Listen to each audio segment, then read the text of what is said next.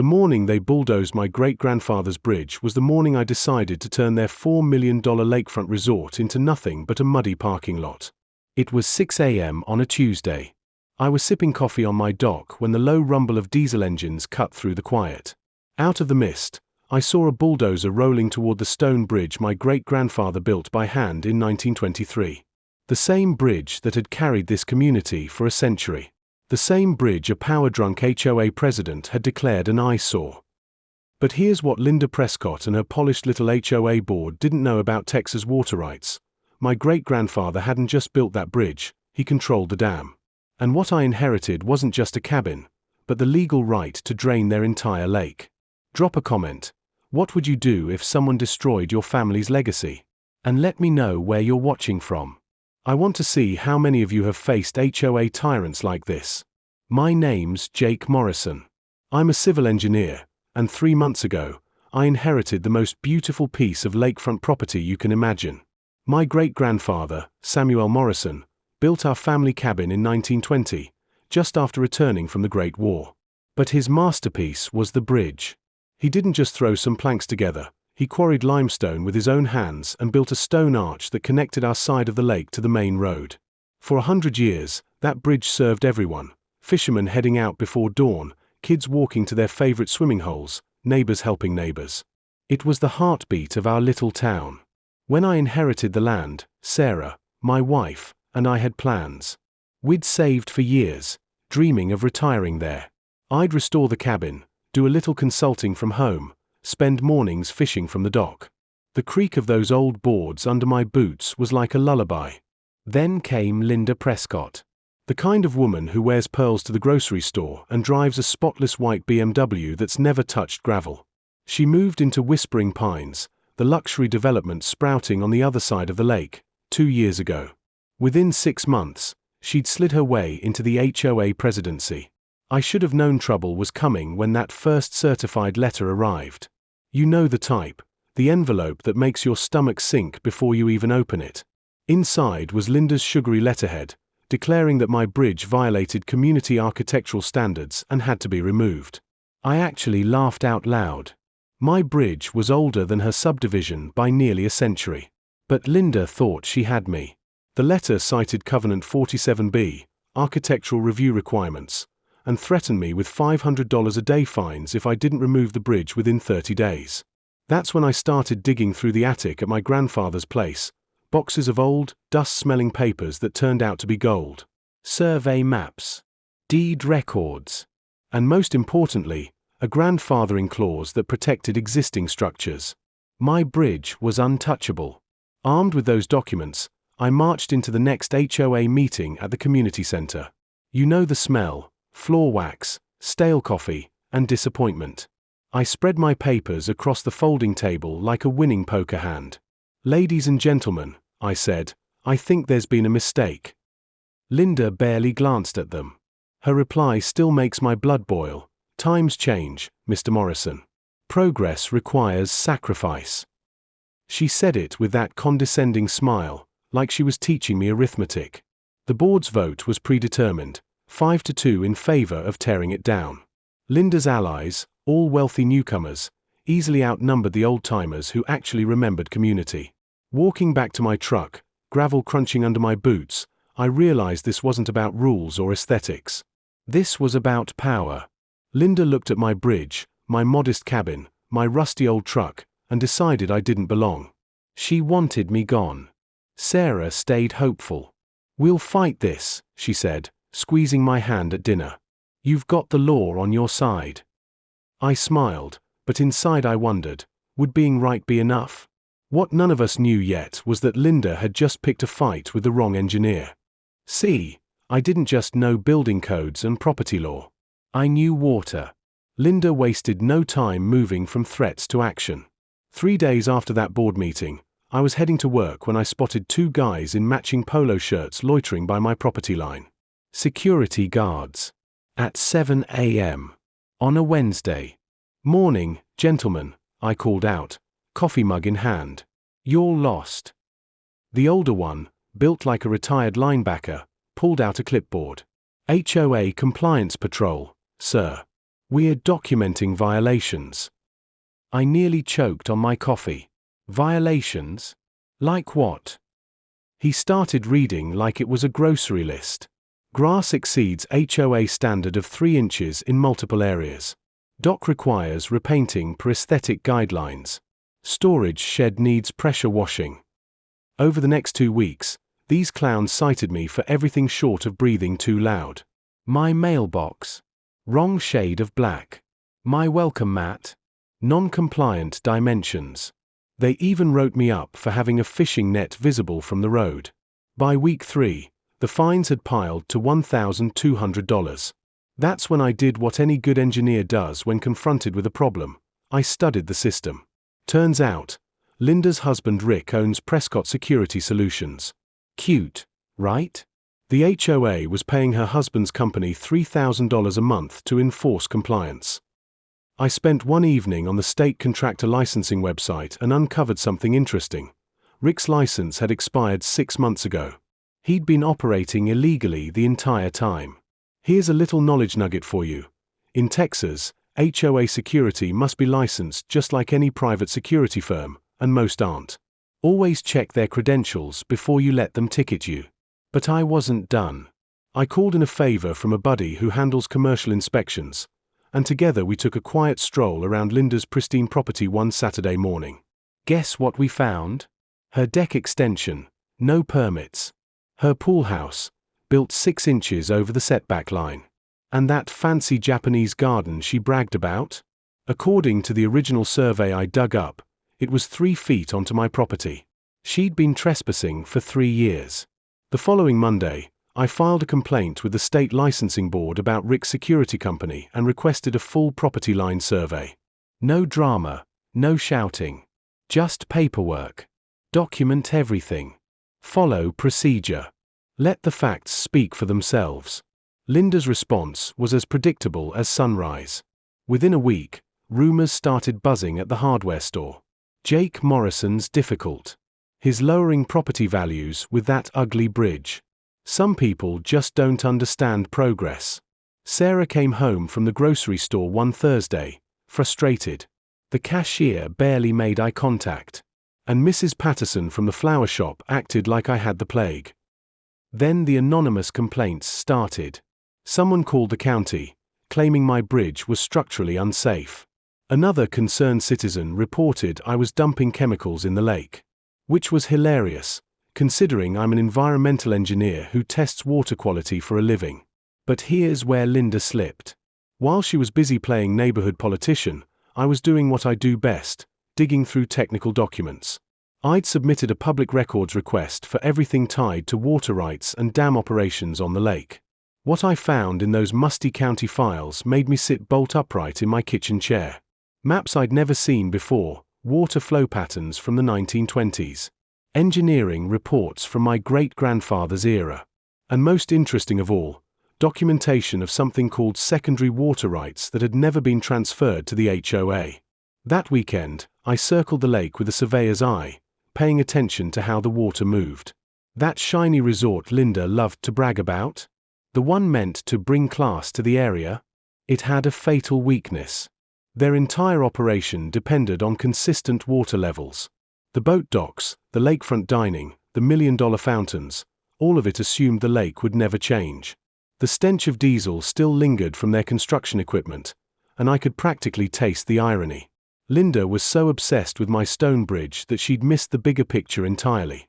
Driving home that evening, I realized Linda thought she was playing chess, moving her HOA pawns to corner me. What she didn't realize was I wasn't just another homeowner. I was the engineer who understood the water. Her next move arrived with all the subtlety of a freight train. I was in my home office one Tuesday morning when trucks pulled up outside. Not just one, 3 county vehicles. A man in a hard hat climbed out, carrying the kind of clipboard that ruins your day. "Jake Morrison?" he asked. I nodded. "Anonymous tip about structural concerns with your bridge. I'm here for a safety inspection." Anonymous tip. Right. I could practically smell Linda's expensive perfume lingering in the morning air. The inspection dragged on for 4 hours. This poor county inspector crawled over every inch of my great-grandfather's stonework with calipers and moisture meters.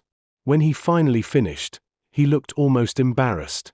"Mr. Morrison, your bridge is as solid as the day it was built." He hesitated, checking his clipboard. "But, current code requires seismic reinforcement for structures this size. Estimated compliance cost is $3,000. You've got 10 days to submit improvement plans, or we'll have to condemn it." Seismic reinforcement. In Texas. The biggest earthquake we've had here was when they blasted rock for the new highway. But here's where Linda got clever. Along with the citation, the inspector handed me a business card. Prescott Construction can handle the work. Rick Prescott. Linda's husband. His quote. 12 grand. Promised to have it done in a week. I stared at that card like it was a rattlesnake. Rick creating the problem, then offering to fix it for $12,000. What a coincidence. That evening, I started making calls. First stop, the State Contractor Licensing Board. A very helpful woman named Maria pulled up Rick's file. "Sir, Mr. Prescott's contractor license expired 24 months ago. He's not legally authorized to perform construction work." Next call, my buddy at the county building department. "Jake, that seismic requirement? It only applies to new builds or major renovations. Existing structures are grandfathered unless they're proven unsafe." That was my second knowledge nugget. Water rights in the American West often predate modern property law. They can override HOA covenants, zoning ordinances, and sometimes even eminent domain. Fueled by that, I dug deeper into the county archives. What I uncovered made my hands shake. My great-grandfather hadn't just built a cabin and a bridge. He'd been granted secondary water rights to the entire lake system back when this was still ranch country. And those rights included something called Flow Management Authority. In plain English, I could legally control how much water stayed in the lake. I spent the next 2 days poring over engineering reports from the 1920s dam construction. Fascinating stuff. The original designers had built bypass channels that could divert water around the main dam. And my great-grandfather's bridge? It wasn't just a crossing, it was strategically placed to control a secondary spillway system. Meanwhile, Linda kept working her smear campaign. She convinced 3 of my neighbors I was unstable and potentially dangerous. One evening, I came home to find brand new security cameras aimed at my property, from 2 different houses. Sarah noticed the shift first. "Jake, Mrs. Rodriguez won't even wave anymore.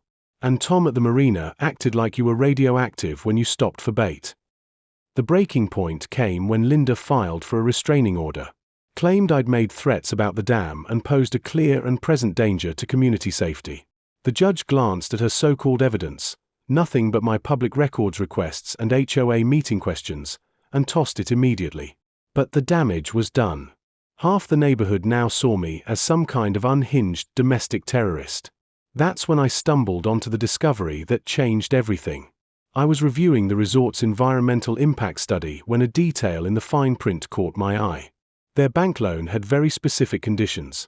If the lake's water level ever dropped below a certain depth, their entire $4 million loan would come due immediately. The resort's grand opening was 3 months away. Deposits had already been collected for weddings, corporate retreats, fishing tournaments. Linda's family had sunk $500,000 of their own money into it. I sat in my kitchen that night, staring at those loan documents, and realized something profound. Linda thought we were fighting over HOA bylaws and aesthetics. But she'd picked a fight with someone who understood the one force her whole development depended on: water. Water doesn't care about bylaws. It follows physics and legal precedent. And for the first time, I understood, I held more power than any HOA president ever could. Vote to authorize immediate bridge removal, with or without my consent. The meeting was a circus. Linda had imported her golf buddy from Dallas, a guy who claimed to be a structural engineer. He'd never laid eyes on my bridge, but that didn't stop him from declaring it a death trap. His presentation was filled with buzzwords: catastrophic failure risk, imminent public danger. Real professional. The vote was swift and merciless, 7-1 in favor of immediate removal. The lone dissent came from Mrs. Chen, an 80-year-old widow who'd lived here since the 1960s. Everyone else had either been bought, intimidated, or convinced I was some kind of bridge-building madman. "Contractor will begin tomorrow morning," Linda announced, practically glowing with triumph. "Removal fees of $15,000 will be added to Mr. Morrison's account. If payment is not received within 30 days, a lien will be placed on the property." $15,000. To destroy what my great-grandfather built with his own hands. I drove home in a fog. The rough texture of my steering was the only thing keeping me tethered to reality.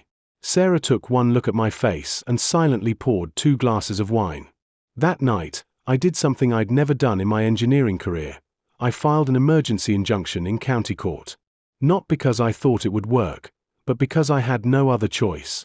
The hearing was set for 9 a.m. the next morning, the exact time Linda's contractor was scheduled to fire up his equipment. I walked into the courthouse at 8:30, lugging a banker's box stuffed with evidence: water rights records, proof of contractor licensing violations, documentation of HOA fund misuse, and structural reports showing my bridge was safer than most county roads. Judge Martinez listened for 12 minutes before issuing his decision. Emergency injunction granted. 30-day temporary restraining order issued. "Mr. Morrison, you have 1 month to resolve this through proper legal channels." I called Linda from the courthouse parking lot. "Demolitions cancelled," I said. "Might want to tell your contractor." The silence stretched so long I thought she'd hung up. Finally, her voice came, sharp as a blade. "Then this is war, Mr. Morrison. I hope you understand that." Here's knowledge nugget number 3. Emergency injunctions can stop HOA actions cold if you can show immediate, irreversible harm, but you need documented evidence, not just angry feelings. That afternoon, while digging through HOA financial records, which are public, by the way, I uncovered something even bigger. Over the past year, Linda had authorized $30,000 in legal consultations and emergency contractor services. Every single payment went to companies owned by either her husband or her brother-in-law. I spent the weekend playing forensic accountant, cross-referencing every payment with state business filings. Linda hadn't just been using HOA funds to harass me, she'd been looting the community treasury like it was her personal piggy bank. But the real revelation came buried in the original 1923 engineering survey of the lake. My great-grandfather hadn't just built a bridge, he'd integrated it into a secondary water control system tied to the main dam. I sat for hours, tracing the flow patterns with my finger, breathing in the musty scent of old blueprints. The deeper I studied, the clearer it became: Linda hadn't picked a fight with a stubborn homeowner. She'd picked a fight with the grandson of the man who engineered the entire lake system, and built redundancy into every stone. That Sunday evening, I called my old professor from A&M, a specialist in historical water rights law. I laid out the situation. He was silent for a long moment before saying, "Jake, if what you're telling me is accurate, you don't just own a bridge. You own water management authority for that entire lake system. That's not an HOA issue anymore. That's federal water rights law." I hung up the phone and walked out to the dock. The November air was sharp, carrying the scent of oncoming winter. For the first time in months, I smiled. Linda had declared war. But she had no idea what weapons I had at my disposal. The lake dropped exactly 18.5 inches over the next 6 hours. By sunset, the resort's million-dollar boat docks were sitting in mud, and their grand opening was officially cancelled. The bank called their loan that same evening. But here's the thing about water: it's patient. And it's fair. Within 24 hours, I restored normal flow to the lake. Suddenly, the investors were very interested in negotiating with the man who controlled their water supply.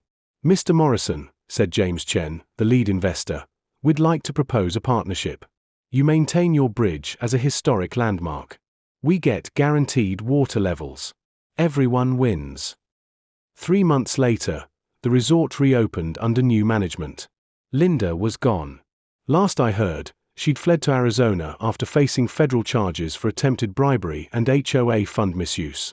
Rick lost his contractor's license permanently and had to sell their house to cover legal fees. The new HOA board, led by Mrs. Chen and Tom Rodriguez, established the Morrison Bridge Historic District. My great-grandfather's bridge became the centerpiece of a community heritage trail that actually attracted more visitors than Linda's exclusive resort vision ever could. Property values didn't collapse the way Linda predicted.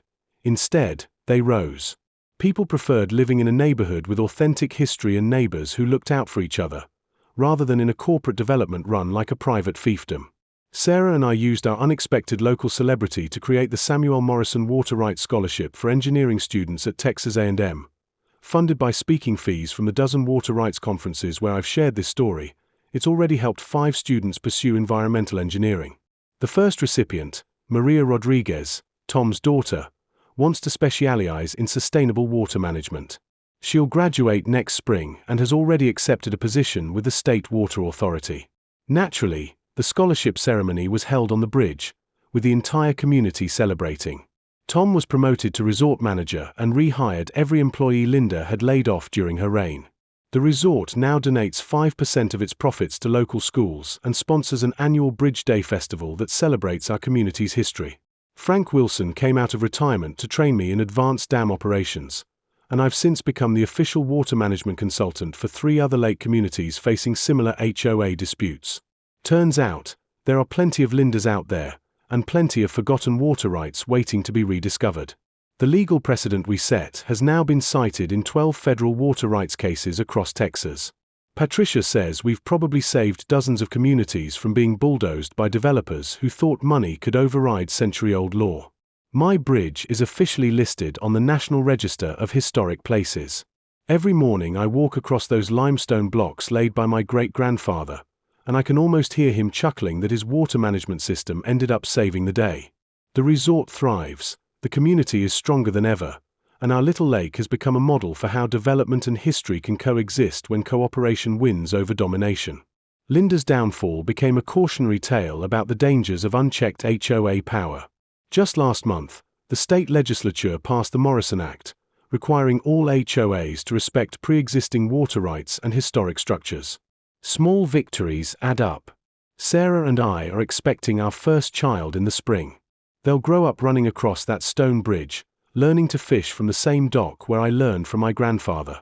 Some legacies are worth fighting for, even when the fight feels impossible. The best part? Our new neighbors actually like having us around. We've become the go-to family for barbecues, and I've helped 3 different homeowners resolve their HOA disputes. No need to drain any lakes this time. But if you're facing your own HOA nightmare, remember this: knowledge is power, history matters, and the best weapon against bureaucratic bullies is understanding the law better than they do. Drop a comment with your own HOA horror story. I read every one and always have ideas for fighting these petty tyrants. And if you want to hear how a corrupt city council tried to steal an elderly farmer's land through eminent domain, and how century-old mineral rights saved her farm, hit that subscribe button. That's a story for another day. The sound of children's laughter now echoes off the old bridge, blending with the steady rhythm of water flowing exactly where it belongs. But peace never lasts. Friday morning, chaos arrived with the roar of 3 sheriff's cruisers pulling into my driveway. Linda stepped out of her spotless BMW, flanked by 2 men in expensive suits who screamed federal lawyers. "Jake Morrison," the lead deputy said, his tone almost apologetic, "we have a warrant for your arrest on charges of criminal threatening and conspiracy to commit environmental terrorism." Environmental terrorism, for exercising water rights my family had held for a century. Patricia had warned me this might happen. Within 2 hours, I was bonded out and sitting in her Austin office while she worked her magic with federal authorities. Turns out Linda's Blackstone lawyers had convinced a federal judge that my water rights posed an imminent threat to interstate commerce and environmental stability. The restraining order was brutal. I couldn't approach the dam, operate controls, or even discuss water management publicly. Linda had managed to use the federal system to neutralize my only leverage. But Patricia just smiled as she scanned the order. "Jake, they just made a massive mistake. This restraining order acknowledges your water rights exist. It only restricts them temporarily. That's federal recognition of your claim." Within 6 hours, Patricia had filed a federal lawsuit asserting violations under the Rivers and Harbors Act of 1899. More importantly, she secured a counter-injunction that overrode the local restraining order. Federal water rights override local criminal complaints every time, Patricia explained. Linda's lawyers had unknowingly handed us exactly the precedent we needed. Here's the key fact: federal water rights enforcement supersedes local law enforcement when historical claims predate state and local jurisdiction. But Linda wasn't done with her scorched earth tactics. That afternoon, I learned she'd hired a private security firm to patrol the dam 24/7. Not just any firm, ex-military contractors who looked like they'd walked off a movie set. Then Sarah came home from the grocery store with news that made my stomach sink. "Honey, there are news trucks at the end of our street, and Mrs. Patterson said Linda's been telling people you're planning to poison the water supply." Poison the water supply. Linda had officially escalated from harassment to full-blown character assassination. By the weekend, the media circus had exploded. Local stations were running segments about domestic eco-terrorism and water rights extremism. Linda appeared on 3 networks playing the role of the noble community leader shielding innocent families from a dangerous man with too much expertise. But the spotlight cut both ways. By Sunday, property rights groups from across Texas were calling to offer help. Environmental lawyers volunteered their services. Even some resort employees quietly reached out in support. The community itself began splitting in two. Longtime residents who remembered my great-grandfather rallied to my family's history. Newer homeowners, worried about property values, sided with Linda's development agenda. Then Monday came, and with it Linda's nuclear option. The HOA board called an emergency community protection meeting, authorizing any measures necessary to keep me from accessing the dam. In short, they'd voted to hire armed guards to stop me from exercising federally recognized rights. That's when Frank Wilson changed the game. He called me at 6 a.m. with news that made my hands tremble. "Jake, I've been operating this dam for 30 years. I'm retiring effective immediately. And I'm naming you interim dam operator under your family's water rights authority. Interim dam operator, with federal rights and official operational authority." Linda's security couldn't legally prevent me from performing maintenance, including testing the secondary flow channels. The final crack in her armor came when Tom Rodriguez called. He'd been wearing a wire during his meetings with the sheriff's department, recording Linda's bribes. "Jake, she offered me $15,000 yesterday. Said if I could make it look like you sabotaged the controls, she'd guarantee me a promotion and a raise. I've got it all on tape." $15,000 for false testimony. Linda had crossed into federal felony territory. That evening, Sarah and I sat on our dock listening to water lap against the pilings. The heavy smell of rain hung in the air, thunder whispering in the distance. "Tomorrow's the day," I told her. "Linda's made her choice, and now I have to make mine." She squeezed my hand. "Your great-grandfather would be proud.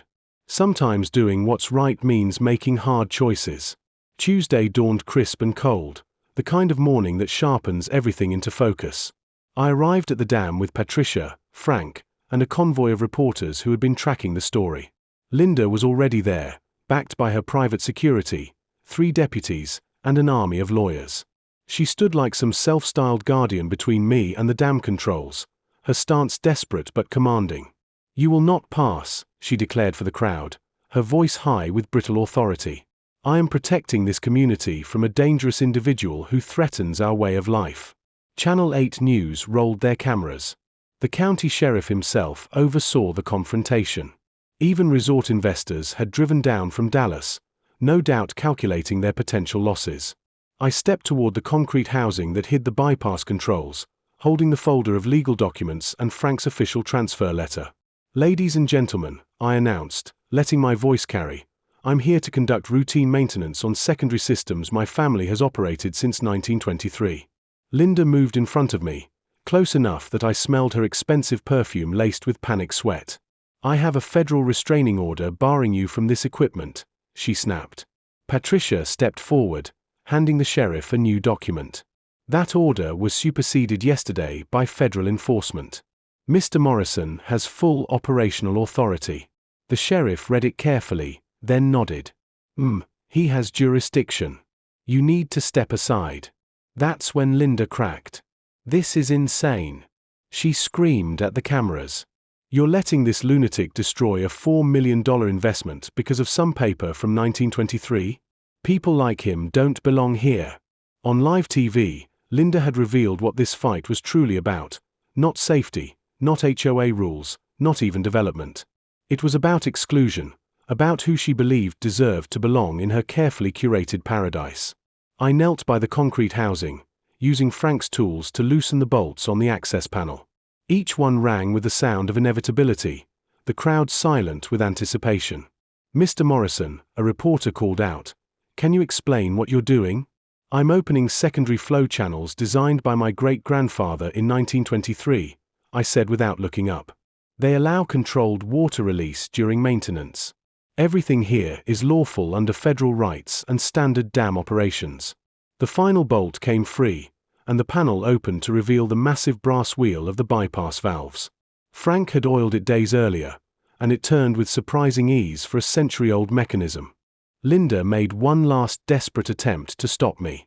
"Sheriff, he's draining our lake. He's destroying private property. Arrest him." Sheriff Martinez only sighed, wearing the expression of a man who had dealt with too many HOA disputes. This is federal jurisdiction. He's performing legal dam operations. I can't arrest a man for turning a valve he has the legal authority to operate." I gave the wheel 3 full turns clockwise. Deep inside the dam, century-old mechanisms responded just as Samuel Morrison had designed. A low, throaty rumble rose from the earth itself as water surged into the secondary channels. Before our eyes, the lake began to drop. In 20 minutes, the waterline was visibly retreating from the resort's dock pilings. Linda stood frozen, watching her $4 million dream drain away. When she finally whispered, her words trembled, "You can't do this, you can't just destroy everything we've built." I brushed the dirt from my hands and faced the cameras. "Mrs. Prescott, I offered compromise. I offered negotiation. I offered respect for your investment and my family's legacy. You chose war. This is what losing a water rights war looks like." The resort docks were already unusable. By evening, the shoreline would be nothing but mud. Her grand opening, scheduled for the next weekend, would be ruined. But the sweetest sound wasn't the rushing water or clicking cameras.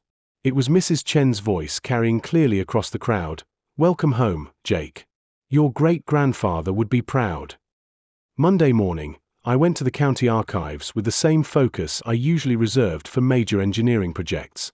Dorothy, the veteran clerk who'd been there since the Carter administration, helped me dig through files on the 1923 dam construction. What I uncovered changed everything. Buried in a folder marked Historical Water Management, Lake Morrison System was the original construction contract. Not just for the dam, but for the entire water infrastructure. My great-grandfather Samuel Morrison wasn't just a farmer who built a bridge. He had been the chief hydraulic engineer for the whole project. The key document was a water rights agreement dated March 15, 1923. In dense legal language that took me 3 readings to decode, it granted Samuel Morrison and his heirs perpetual secondary water rights, including full flow management authority for Lake Morrison and its tributaries. Flow Management Authority. Those 3 words meant I didn't just have the right to use the water, I had the legal power to control it. The bombshell came next. The resort's bank loan records, public due to county tax incentives, contained performance clauses. If the lake dropped more than 18 inches below capacity for over 72 hours, the $4 million construction loan would be called due immediately. 18 inches. The lake was already 22 inches down. If I opened the bypass channels Samuel had built, I could drop it another 18 inches in 6 hours. The resort had $200,000 in deposits for weddings, retreats, and fishing tournaments, all hinging on a pristine lake. Linda's family had sunk $500,000 of their own money into the project. Her husband Rick had co-signed the loan with their house as collateral.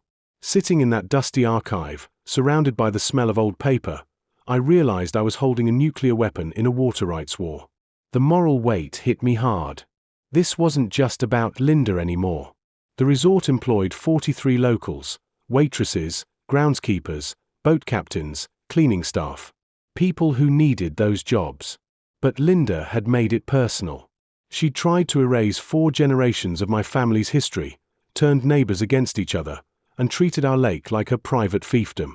That afternoon, I walked the dam as an engineer rather than a nostalgic grandson. The 1920s design was brilliant.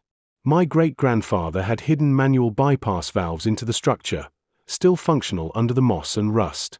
The irony was perfect. Linda had spent months attacking me over architectural standards while sitting on top of a system I could control with a few turns of a century-old valve. That evening, I made the decision that would define everything. I wouldn't pull the nuclear trigger immediately. Linda would get one final chance to step back. But if she refused, if she pushed harder, she would learn that some wars aren't won with money or lawyers. They're won by whoever understands water and history best. Walking back to my cabin, I felt a strange calm. For the first time in months, I wasn't the underdog anymore. I was the man who could drain their lake. The next morning, I built my team. First, Patricia Gomez, a renowned water rights attorney from Austin. When I explained, she said, "Jake, if your documentation is solid, you're not holding a strong hand. You're holding a royal flush in a game where everyone else thinks they're playing checkers." She agreed to take the case on contingency. Next, I called Frank Wilson, who had worked the dam for 30 years. He'd learned from men who'd studied under Samuel Morrison himself. Over coffee, Frank told me, "Your granddaddy was a smart man. Built redundancy into everything. These new resort folks don't even know those bypass channels exist. Haven't been used since the drought of '86. Frank agreed to show me every bolt, valve, and channel. And with that, the real battle for Lake Morrison had begun. More importantly, Frank confirmed that everything I planned was not only legal but well within normal dam operation procedures. My team was growing. Mrs. Chen, my lone ally on the HOA board, introduced me to Tom Rodriguez, a maintenance worker at the resort. Tom was torn, he needed his paycheck, but he'd grown up fishing off my great-grandfather's bridge and understood what it meant to our community. "Most of us know Linda's bad news," Tom admitted. "She treats the staff like servants and the local contractors like dirt. But we can't afford to lose our jobs over principles." Meanwhile, Sarah's sister Monica, a paralegal in Dallas, volunteered her skills. Within 48 hours, she compiled a damning dossier, financial irregularities, embezzled HOA funds, and a string of violations Linda had kept buried. For the first time, we had leverage. Here's what I learned about legal battles. Water rights attorneys run $300 an hour, but historical claims, backed by documents, can be worth millions.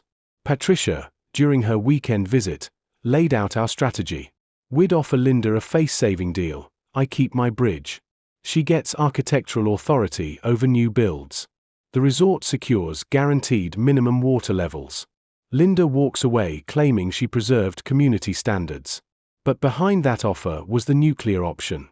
If she refused, my water rights gave me the authority to conduct routine maintenance of the secondary flow channels, which just happened to drain enough water to trigger the resort's loan default. The beauty was timing. Spring runoff was ending, so whatever I released wouldn't be naturally replenished for months. By summer, the resort would be dead in the water. Frank showed me the mechanics on a quiet Tuesday. The bypass valves were hidden under what looked like an ordinary slab of dam concrete. "Your granddaddy built this so one man could run it with nothing but a wrench," he explained. "Clockwise to open, counterclockwise to shut. I practiced until I could do it blindfolded." The wheel turned smoothly, a testament to Samuel Morrison's engineering. We set the plan. At the next HOA meeting, I'd present one clear, reasonable compromise in front of witnesses. If Linda accepted, everyone won. If she escalated, I'd open the valves. Monica, meanwhile, prepared everything for media release. Property deeds, water rights certificates, Linda's financial misconduct, and a timeline of her harassment. If this went public, the narrative would be crystal clear: reasonable homeowner versus corrupt HOA president. That Sunday, Sarah and I sat on the dock, watching the sunset paint the water gold. The lake looked timeless, but beneath the still surface was the weight of change. "Are you sure about this?" she asked quietly, squeezing my hand. I inhaled the summer air, sweet with cedar and promise. Linda chose this the day she decided my family's history was disposable. Now she'll learn what that means. Tomorrow, she'd get her last chance to walk away.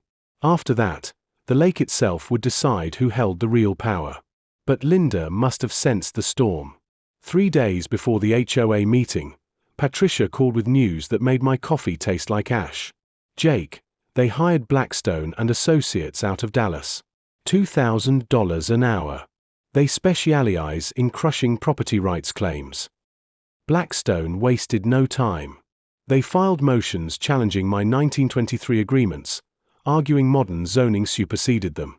They pushed for an emergency hearing to dissolve my injunction, painting me as an environmental threat. Meanwhile, Linda spiraled. Rumor spread that she was calling investors, spinning wild tales about me plotting to sabotage the resort. Thursday, she convened an emergency HOA meeting. The sole agenda: declare me a danger to community safety and authorize all necessary measures to protect the resort. I walked into that room with Patricia, Frank, and a folder thick with documents that could end Linda's reign. The air reeked of nervous sweat and cheap cologne. Linda's supporters had clearly stacked the room. When the public comment opened, I stood. Ladies and gentlemen, here's my final proposal. I spread my papers, water rights, loan agreements, and Linda's financial irregularities. I keep my bridge as a protected structure. In return, I guarantee minimum water levels for the resort and support architectural review for new builds. The silence was suffocating. You could see Linda's mind scrambling.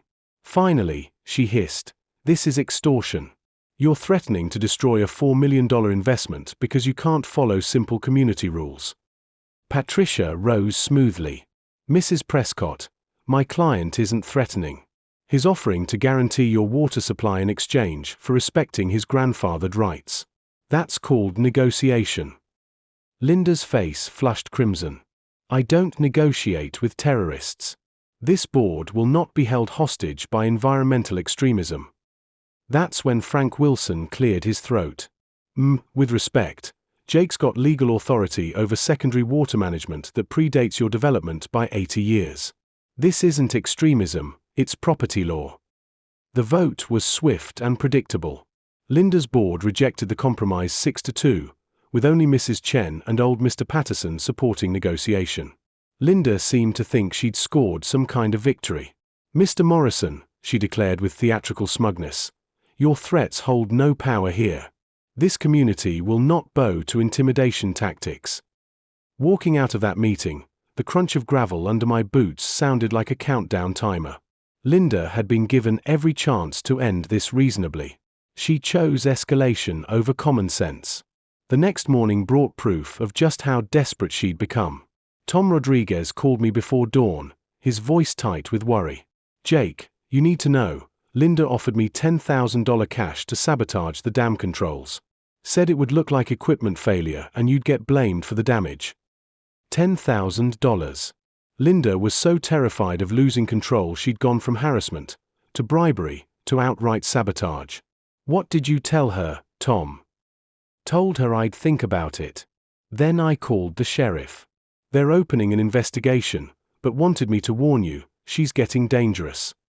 That afternoon, Deputy Martinez showed up at my door. Linda had filed a new complaint, claiming I'd made specific terrorist threats against the dam and resort. The deputy was professional, but clearly skeptical. "Mr. Morrison, I gotta ask, have you made any statements about damaging the resort or threatening public safety?"